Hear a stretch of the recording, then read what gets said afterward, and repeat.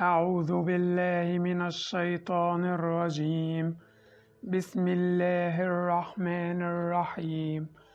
والفجر وليال عشر والشفع والوتر والليل إذا يسر هل في ذلك قسم لذي حجر ألم تر كيف فعل ربك بعاد إرم ذات العماد التي لم يخلق مثلها في البلاد وثمود الذين جابوا الصخر بالواد وفرعون ذي الأوتاد الذين طغوا في البلاد فأكثروا فيها الفساد فصب عليهم ربك صوت عذاب إن ربك لبالمرصاد فأما الإنسان إذا ما ابتلاه ربه فأكرمه ونعمه فيقول ربي أكرمن وأما الإنسان إذا ما ابتلاه ربه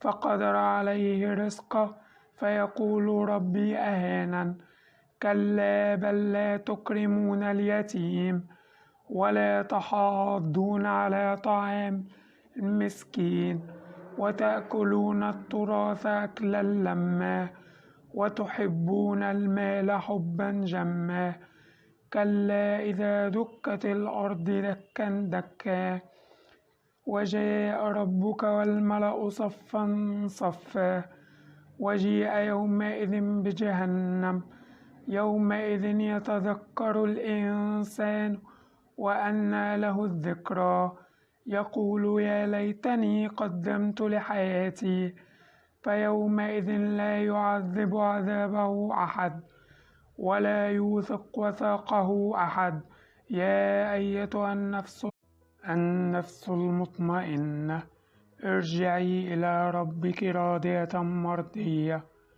فادخلي في عبادي وادخلي جنتي. صدق الله العظيم.